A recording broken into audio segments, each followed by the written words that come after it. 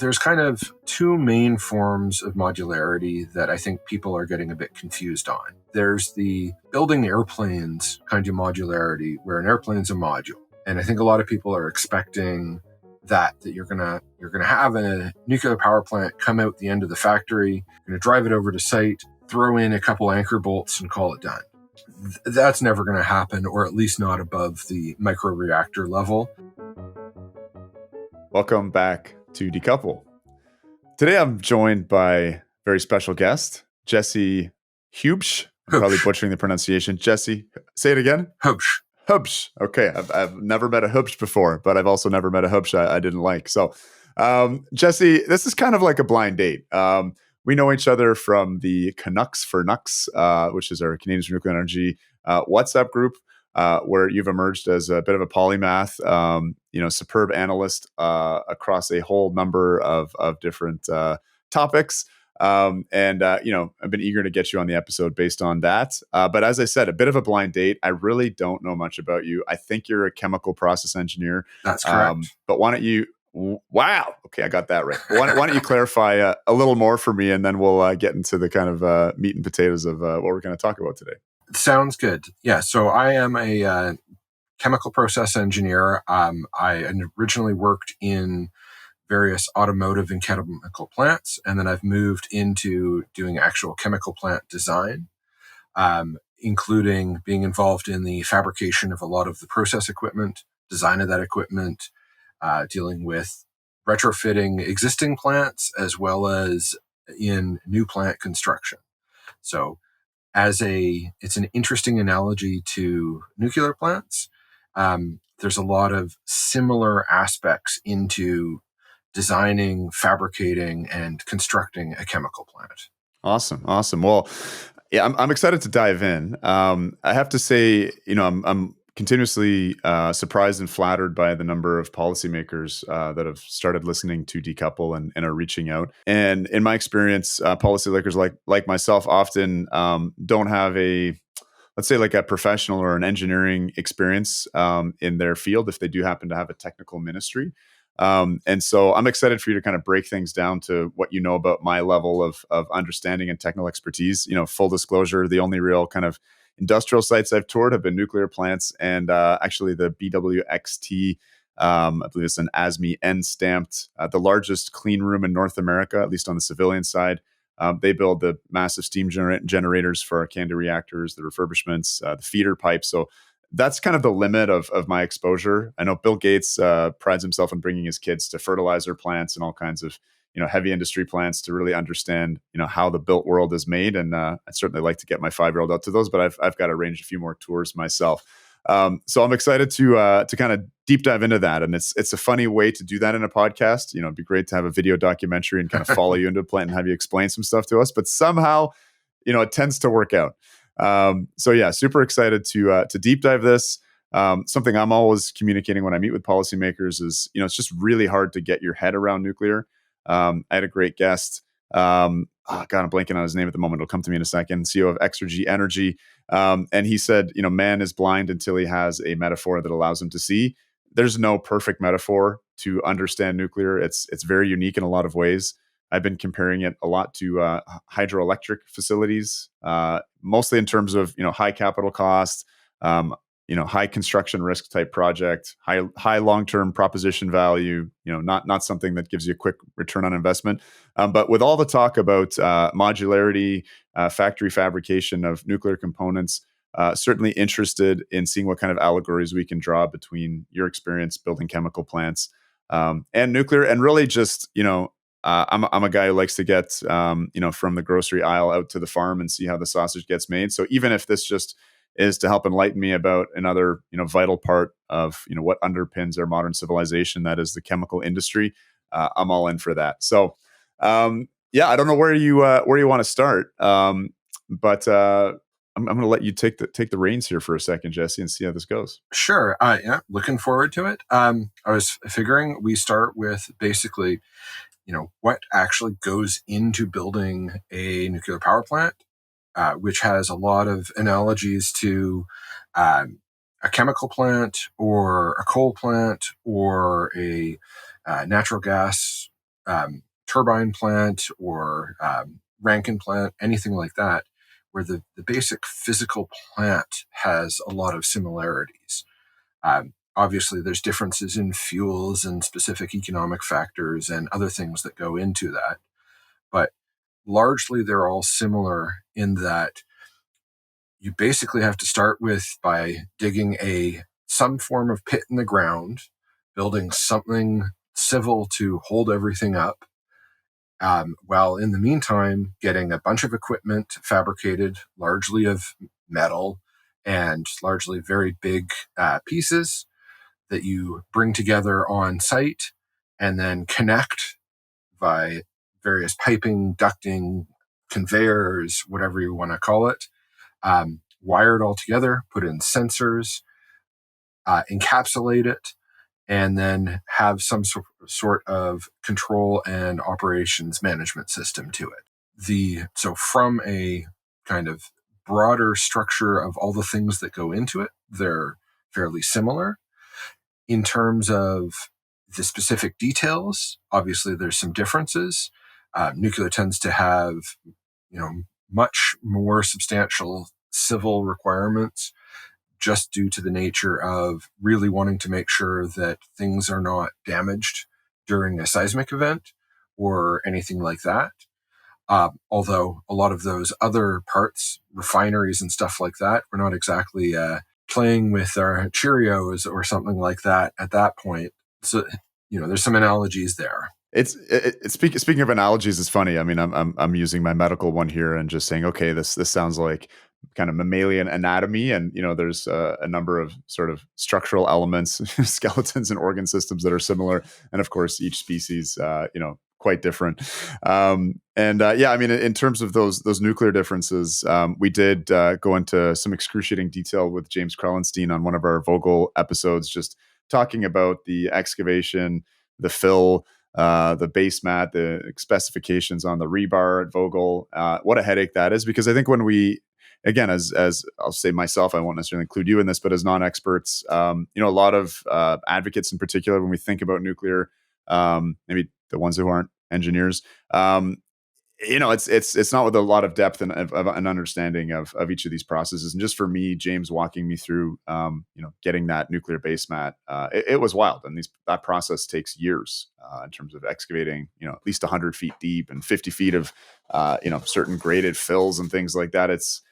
It's pretty wild. And I think probably the biggest cost driver in terms of nuclear. And just interesting to hear you say, though, that as you're saying, an oil refinery needs to be pretty robust as well. I mean, you have a whole bunch of stuff filled with all kinds of things you really don't want to release. If you go look at the body count of various disasters, the chemical industry has a far, far higher toll than the nuclear industry. So it's not exactly low risk, mellow processes a lot of the time. What are like the kind of highest risk ones? I'm thinking like of Bhopal. But I guess like chlorine gas, like what kind of stuff are you handling?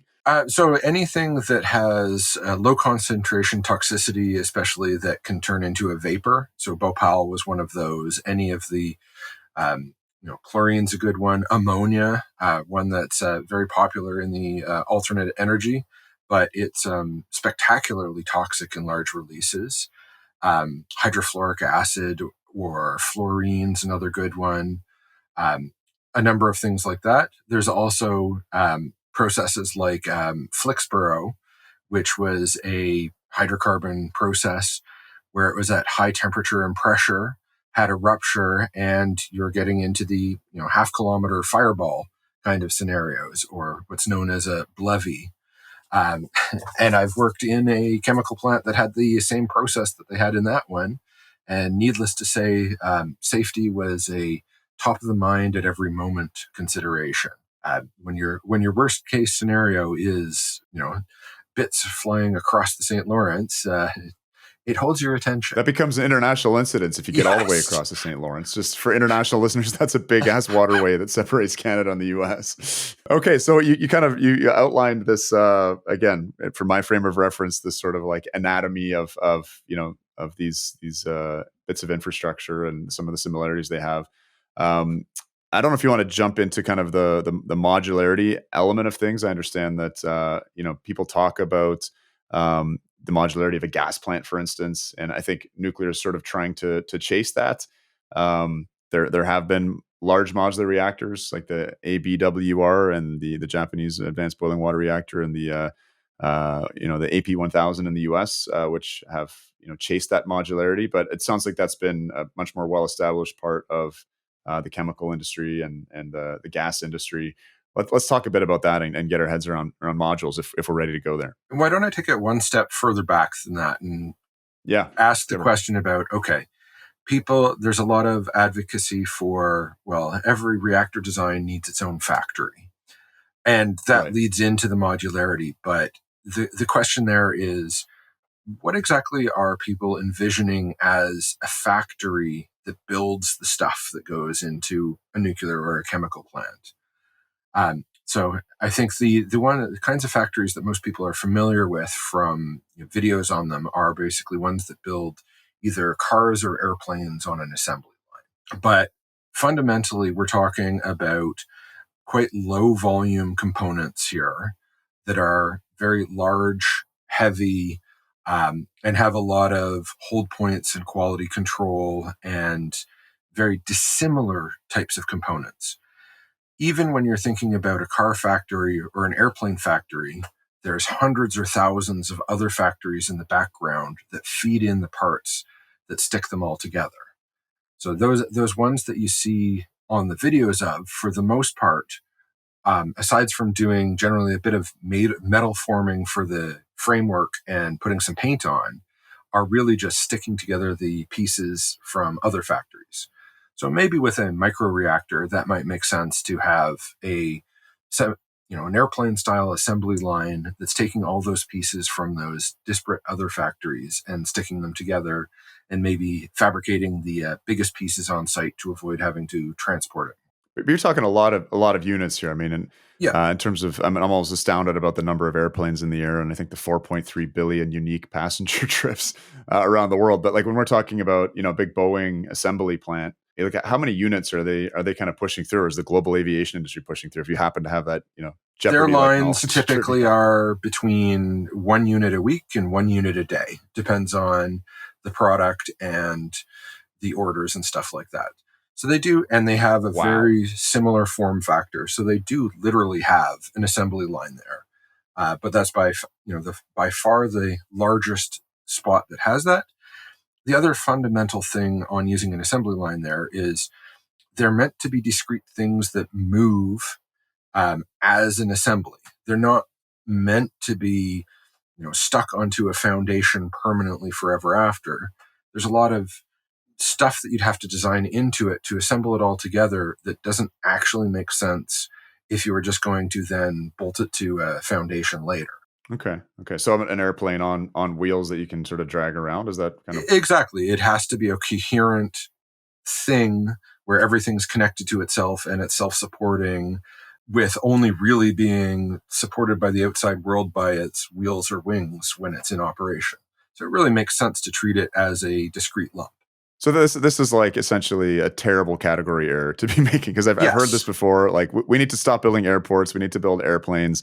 Let's just have a big factory facility that can pump out small modular reactors like airplanes. And so again, this is another example of we're blind until we have a metaphor that allows us to see. I'm remembering that was David March of Exergy Energy, and he said he was quoting Euripides. I haven't been able to find it, but I just love that quote. But basically, I just feel like nuclear is plagued by bad analogies, and it's important to understand why they're bad. But I think you're starting to give us a good perspective on at least why the airliner one is not a good one. Yeah, my thesis would be we need to build natural gas plants. They're I think a much better analogy in terms of what a project and supply chain looks like and how you go about building them. And they're ones that we know that we can do consistently and economically. So from a kind of project to target, it seems both to fit the realities of the kind of equipment and components that go into it, as well as fits the industry that would be using it and the kind of facilities that it all ends out in. So you're suggesting a better analogy, an imperfect one, but a better analogy to try and get nuclear construction to look more like a natural gas plant Exactly. construction and project delivery. Okay. So before we get into sort of like what the differences are, and I imagine a big part of them again is that sort of civil site prep stuff and maybe just smaller individual components. Let's talk about what it takes to build a gas plant, and let's do a little compare and contrast with nuclear. Yeah. So a gas plant, or a similarly to a chemical plant, um, but gas plants are particularly good because there's very much standardization in their design across the plants, with relatively minor configuration differences or major option selections. Are you picking the open cycle or the combined cycle? Are you pick, a few different capacity options, um, different cooling methods that you're somewhat plugging into it, maybe some fine tuning of the turbine for the specific conditions. But beyond that, the general attempt is to try to have a specifications package that says, these are all the things that we need on a site, including the utilities. This is what you have to prepare for the civil works, including all of the loads that it would support. And here is drawings for what that all looks like, even if you have to do some of the detail for different ground conditions and stuff like that. But then everything that goes on top of that, we're trying to make as standardized as possible. And then reaching out to a supply chain that produces these kinds of components, but isn't dedicated to only producing for, in particular, this particular model of gas plant, and largely it's not dedicated to producing specifically for gas plants at all, other than maybe the actual turbine itself. All of the other things like the heat exchangers, the pumps, the instrumentation, the sensors, the factories that produce those are producing components for pretty much any type of chemical and power industry, and will be switched between projects um, across that range of industries. And that's how you keep the factories fully loaded. And that's going to differ, I guess, on a number of levels. And one thing I've heard is that a gas plant, I mean, the individual components, I guess there's some big ones there in terms of the turbine. I'm really spitballing here because I'm out of my area of expertise, clearly, right? But probably some heat exchangers and things like that. I'm exposing my ignorance here. The individual sort of modules or items are not these 600-ton AP1000 modules that are getting craned in. I've seen a few gas plants go up in Ontario. I don't remember big Carl crane type lifts of heavy equipment. So that seems like a big differentiator. And that's fair. Those are the particularly big, heavy components.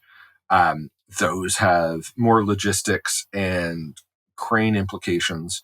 They're not really that different from a project standpoint. It's not really that different than bringing in the big turbine module that you have a whole bunch of other stuff around it that has to connect to it. And, you pay special attention when you're bringing that in. You're upping your crane size, you're upping your transportation and logistics challenges. But it's not a category difference per se. I mean, I'm thinking of talking to some folks up at Bruce. They're doing steam generator replacements on their CANDU units up there. And, they're really timing it so they don't have to bring, I think the crane comes in and over 100 C cans takes, I might be off slightly here, and it's probably important how far I'm off, but a few months to assemble the crane. Massive cost driver. And this is just for, I mean, they're not small. These are for these school bus sized steam generators. It's not a reactor pressure vessel. Even a 300 megawatt reactor pressure vessel is pretty goddamn big. So I mean that does seem like a pretty major difference. I don't want to minimize like this crane work because from what I've seen, at these refurbs, it is not insignificant. We're in the category of some of the major vessels in a refinery. Okay. Not fundamentally different than some of the main distillation columns, or a cracker unit or something like that. Or to an extent, the boilers in a coal plant. There's a reason why these cranes exist, and they're not specific to the nuclear industry. Just for nuclear. As well. Yeah. In terms of kind of, I guess, like the regulatory differences, you said, the components are built for these gas plants. There's obviously a lot of these gas plants getting built, but still I guess the factories feeding in are not specifically just building these parts. Um, I guess they're also not kind of ASME end stamped, and there's more facilities that can do that. Do you see that as a kind of fundamental barrier, or kind of where this allegory breaks down when compared to nuclear, or no? Um, Not really. I mean, obviously, there is a barrier there because there's a lot of paperwork and systems on a quality control standpoint for getting a shop that would normally build heat exchangers for chemical or other power industry to be able to build it for nuclear industry. Same goes for any of the other components.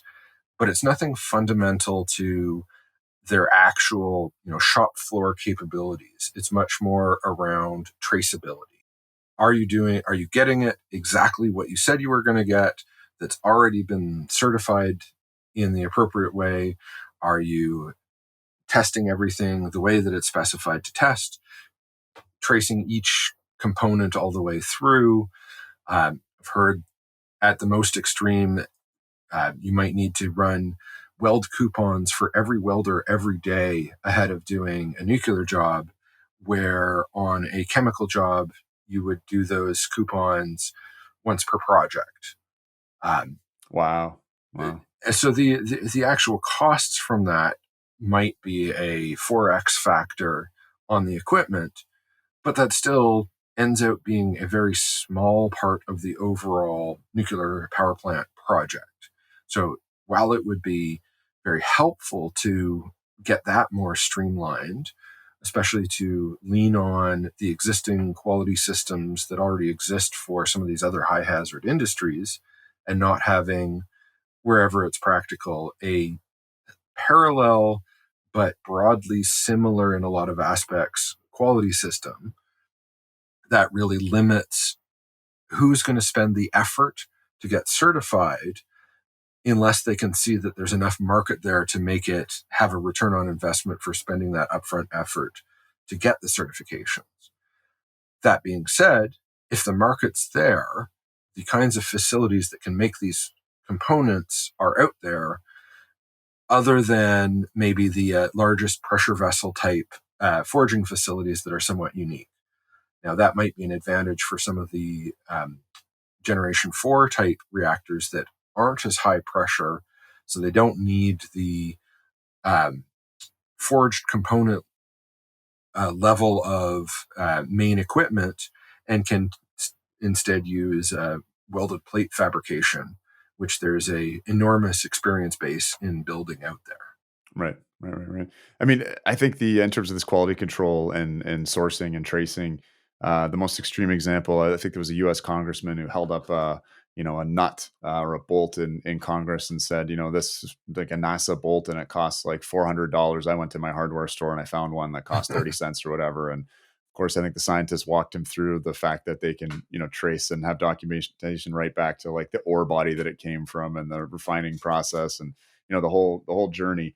Like in your understanding, how similar is that to the kind of end stamped side or the nuclear side of a nuclear plant? I've heard that sometimes those kind of qualifications are in areas which probably are not as safety critical. I'm not sure if you have expertise in that or understand that as well, but I'm not or deeply into the actual nuclear quality program part of it. I have some high level understanding of it. I mean, that sounds similar.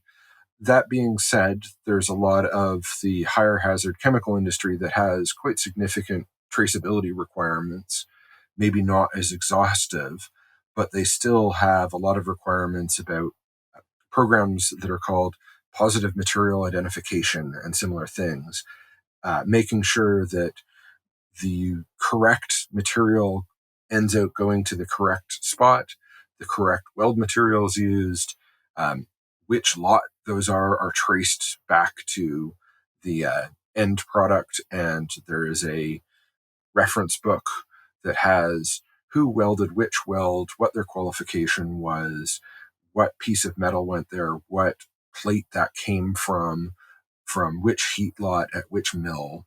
Um, along with doing direct checks of those metals to make sure it's the metal that we think it is by various sensors that can analyze the composition of the metal as a scan, that kind of stuff. There's a lot of it that is not completely foreign. The intensity is obviously dialed up, and there's always a good question about at what point are we spending too much on the intensity there. One sort of saying that there is in plant engineering is you can spend steel to save engineering hours, or you can spend engineering hours to save steel. So there might be right. areas where you could say, okay, could we dial back not eliminate the quality control, but just dial it back to, say, high hazard chemical industry levels and say, okay, let's use a slightly higher over design factor that would let us say, maybe we didn't get that one weld out of 20 passes quite as exactly to spec as we thought. How much would that weaken this weld? Well, if we allow 10% more wall thickness or something, will that cover the sort of worst possible deviation? How much would that 10% extra thickness cost us to back off from a lot of this other indirect costs that we have going into? Does that is that kind of reasoning employed in the chemicals industry in your experience? Absolutely. Okay. There's right in the ASME code, there are factors for if you use this kind of NDE on your non-destructive examination on your weld, you can rate it at 75% of the nominal value for strength. If you use this other type, you can rate it at 90%. And then if you go to like 100% radiography, you can rate it at 100% of the strength. So I'm just struck here, kind of following my nose on this one, but like having visited quite a large number of nuclear plants now and seeing the kind of safety culture, sometimes I guess what I'll call the radiation theater. I mean, going through sensors that are so sensitive that they can pick up natural background radon contamination. If it's rained and you're wearing a fleece, you'll alarm the radiation detectors on the way into the plant. Um, you know, in the chemical world, you're talking about, ultra high pressures, very hazardous materials, waste that's generated, just to sort of get an understanding, I guess, of, I mean, it sounds like the safety cultures are pretty intense at these high risk chemical facilities, but I'm just trying to kind of get a sense of, I don't know what it's like to kind of go in and out of them. What sort of, maybe it's too granular, but just those questions, I guess, of kind of daily operations moving through these plants. And also it'd be interesting to talk about sort of like making a comparison with kind of waste streams and handling these high hazard scenarios. I mean, fundamentally, a lot of those kinds of checks just don't exist. One reason, of course, is it's much harder to detect chemicals. My opinion is that's a lot of the basis of a lot of radiophobia, is that if we had handheld sensors that could detect, let's say, formaldehyde at 1 part per billion, we'd be panicking about it everywhere, especially since there's natural background formaldehyde, to make it a particularly appropriate example, where we'd be going, this is contaminated, we have to dispose of it. But we don't. I mean, you have to send it off to a lab and it takes a week to get an answer back. You don't have a handheld meter that can do it. For the most part, if it's a particularly toxic chemical system, basically what you do before you do any service on it is you clean it, flush it, and segregate those wastes. And then you're prepared to work on it as a much more normal piece of equipment. It's a much more upfront decontamination that way. But you're not checking people coming on and off site or anything like that. So it's a lot less of a intrusive process that way. There's on and on site or on and off site training, and depending on the tasks that you're doing and orientations and stuff like that. I haven't been in a nuclear plant to see exactly all of the procedures for access and stuff that way. I expect it's not as intrusive, but there's still significant access controls, especially going into operating areas while they are actually in operation. You still have things like having to check in with the control room to make sure that the operators understand who's doing what there, why they're going in, where they're going to be. If anything happens, they know who's around and needs to be um, dealt with in one way or another. So, I mean, we're meandering a little bit, which I love, but let's jump back a little bit to some of these kind of factory analogies, and I think we're ready to maybe jump into just think demystifying this concept of modularization. It is all the rage in the nuclear world these days. It's kind of what's being pitched as sort of salvaging an industry that's been struggling to complete. Again, we do have the example of a highly modular reactor, the advanced boiling water reactor. I think setting the build time in world history, certainly for a gigawatt scale plant of under 4 years, from shovel in the ground to grid connection. So help us understand more modularity outside of the nuclear industry and in your space in the kind of chemical process world. Yeah, so modularity is unfortunately one of those words that is so broadly applied to become practically meaningless in the end. Um, but there's kind of two main forms of modularity that I think people are getting a bit confused on. There's the building airplanes kind of modularity, where an airplane's a module.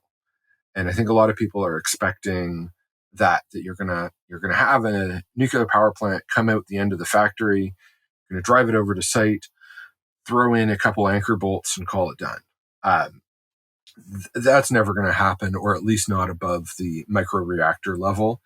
And you know, I have some skepticism about how portable we're going to let that kind of stuff be. But leaving that aside, so modularity in the actual chemical plant industry, um, to a very limited extent, there's what we'd call skid modules, where the complete process fits on a skid that you could ship to site and then connect in. And a nuclear plant might use a few of these, not as the plant, but something like a water purification package for the boiler feed water. Something like that might be this kind of semi-complete system that's all assembled, put on a frame, has its controls and pipes and wiring and stuff like that pre-assembled.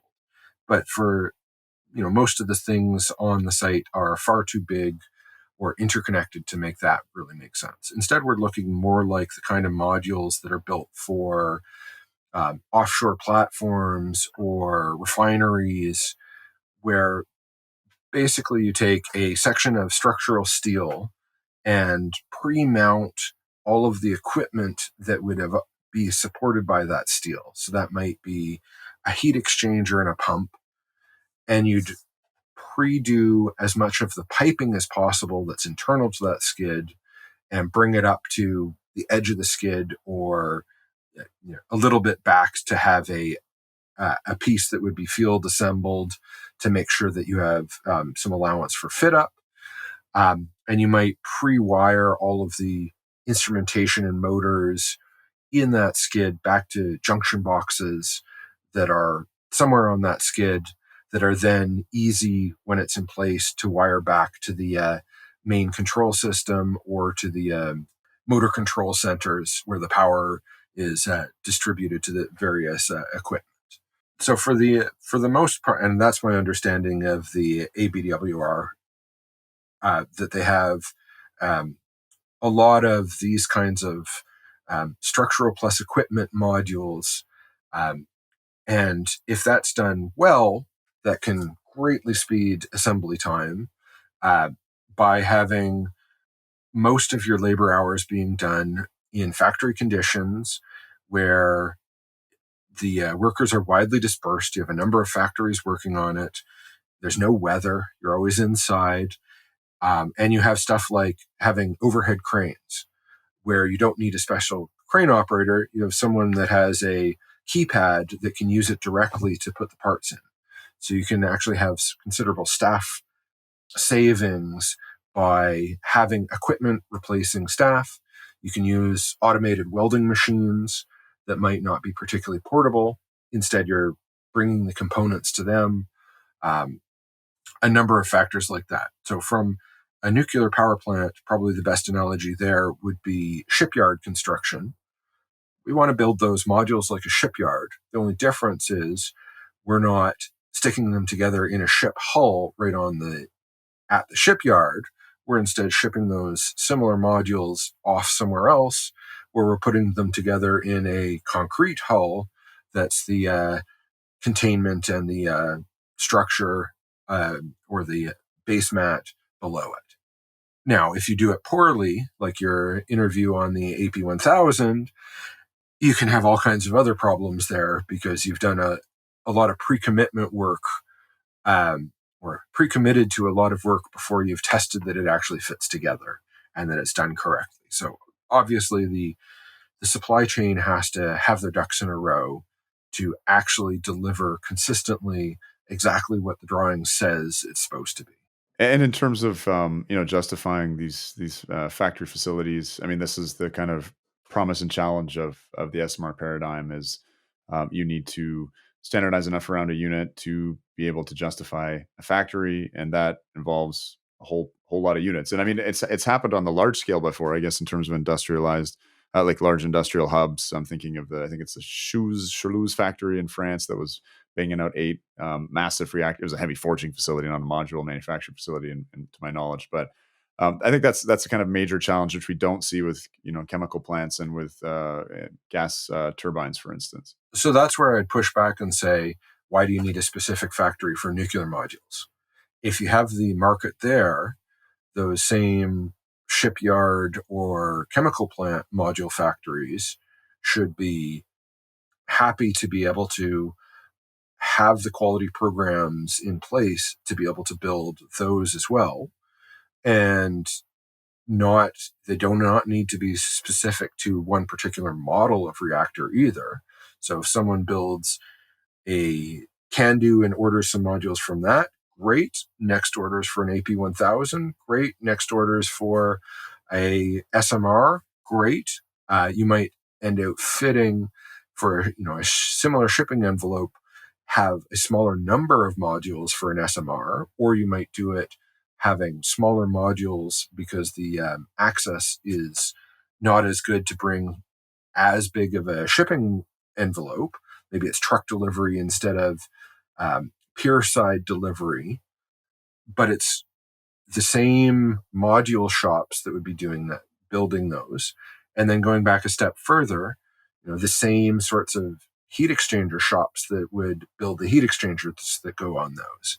To a large extent, the same factories that build pumps. A pump factory doesn't build one kind of pump, it builds a number of similar pumps across a wide scale. Basically get castings and stuff like that, machine them out, machine impellers. Each one is independently machined. They do not have to be the same design. And if they're broadly similar types, you even have a lot of your learning on the factory side that comes there. It's really only when you have a completely new configuration or material or something like that on the factory side, you have a little bit of more of a reset in how you make them efficient. I was going to say, so from that standpoint, it's good to standardize on a relatively small number of designs to make sure that you have enough supply chains that's familiar with those, and especially for the site work sides of things.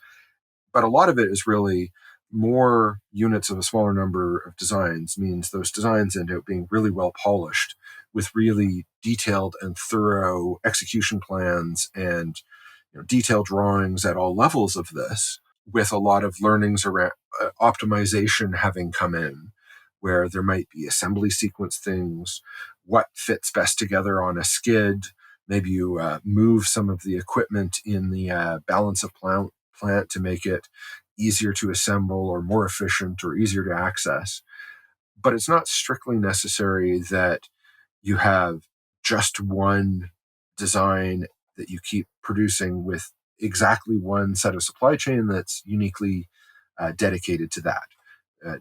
No other part of the chemical or power industry works that way.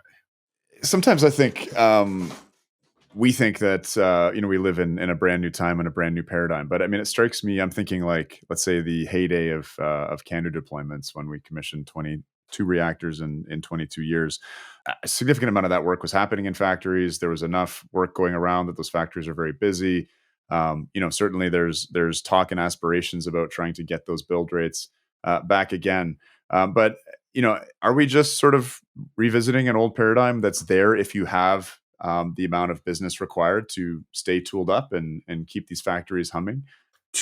Absolutely, to an extent, especially for nuclear, where the certifications and the programs take a fair bit of active effort to sustain, to basically have them in place for if you call on them. So it would be a far more sustainable industry to have a relatively steady build cadence for the next 30, 40 years, until we start getting back into another round of refurbishments, for example. If we were going to try to build out every reactor that we needed in 10 years and then stop again, we would just run back into similar problems that we have now in 30, 40, 50, 60 years whenever it comes up that we need to do a replenishment program or stuff reaches end of life and we have to replace it. So absolutely, steady cadence is much better than a very lumpy supply chain.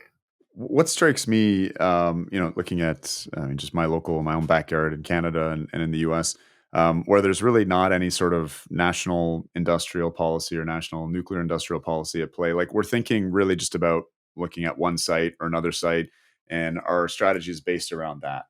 And we at some degree that's changing with plans to build BWX in Ontario and then maybe deploy in Saskatchewan. Very early preliminary days, but what strikes me is that there's not enough thinking.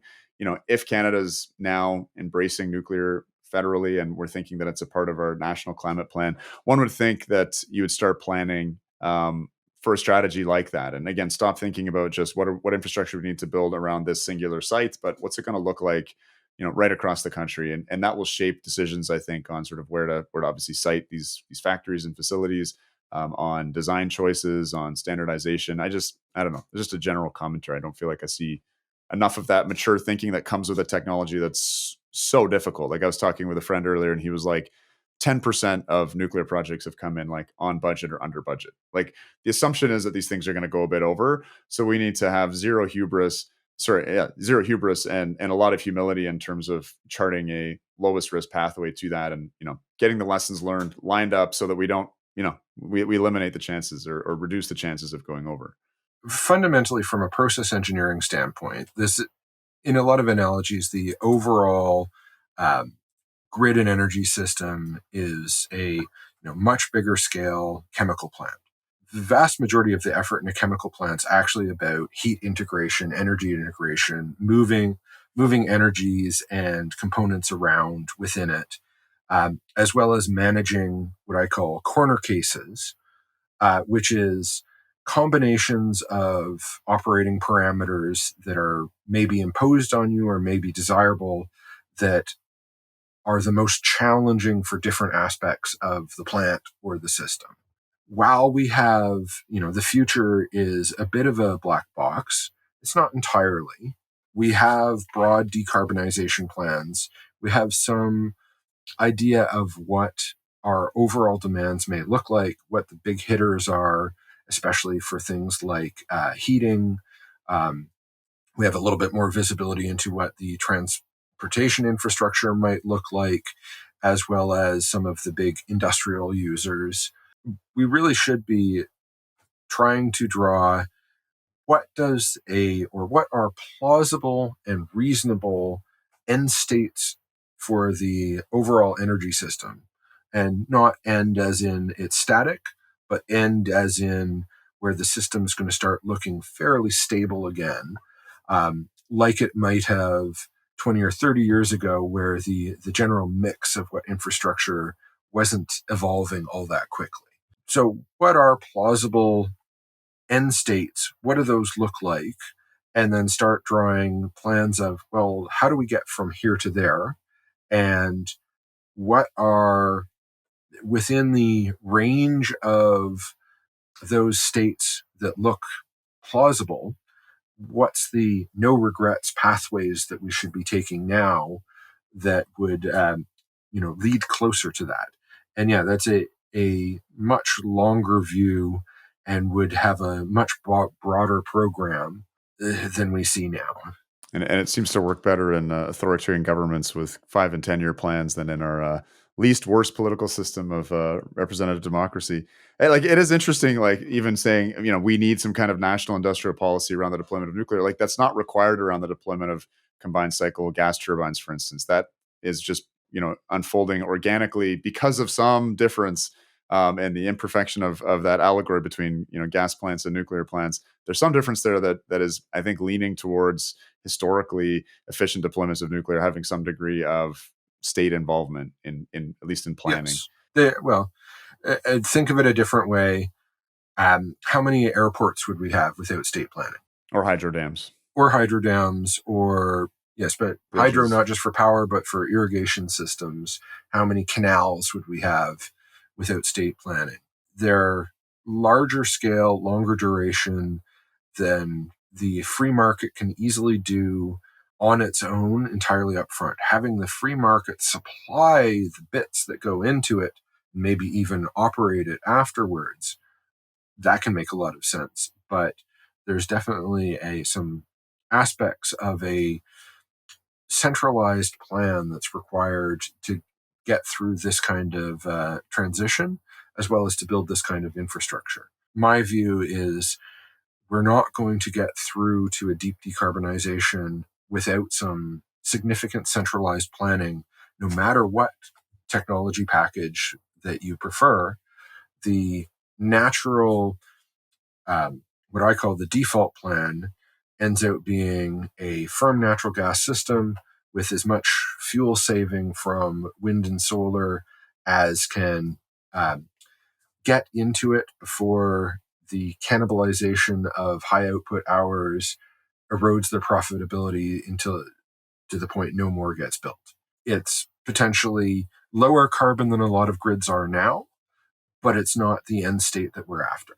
And I think we're really tapping into something important here, and it's precisely because those technologies don't require a significant degree of state planning or coordination. They're not like bridges, they're not like airports, they're not like nuclear plants, they're not like hydro dams. They're amenable to subsidy driving a free market, private developers building, just by nature of how they're constructed, and their degree of modularity and their paucity of civil works, et cetera. And again, I think that is, like, as useful as it is, and there's, I think, many lessons to be drawn from what you can take from chemical processes or from gas plants and apply to nuclear. I think that is a really interesting dividing line. Like, why does one require some degree of state involvement and the other not? And I think we've kind of summed that up. I won't beat the dead horse there, but that is interesting to me in terms of path dependencies, which way they point, and why potentially in the West we're going one way, and in these other countries that are a little more amenable to state involvement and planning, not just the Chinese and the Russians, but also the Koreans or the Emiratis. It's interesting how just the politics of a society is kind of impacting these energy choices. We've just, again, run out of large hydro potential, and so that we're moving away from that. And no wonder governments are a bit allergic, given how Muskrat Falls and Site C, for instance, in Canada have done. I mean, it's interesting. It's again one where the hardest part of nuclear is essentially all of hydro, and that's the civil works that's unique to the site, and you don't really know what you're getting into until you have the shovel in the ground. Jesse, I think that's a good place to leave it. It's great to have you on for your premiere on Decouple. I'm very proud of a lot of people whose kind of first interviews on Decouple, and then kind of come out and end up having quite a presence. So I'm thinking you're going to be in that fine tradition here at Decouple. Great having you on here. Great having you in, of course, the Canadian Nuclear Energy WhatsApp chat group, which never ceases to kind of astound me in terms of the analytical compute we have there. So thank you again for making the time to come on the show. I more than appreciate that, and we'll be happy to be back. And thank you for hosting. All right. All the best.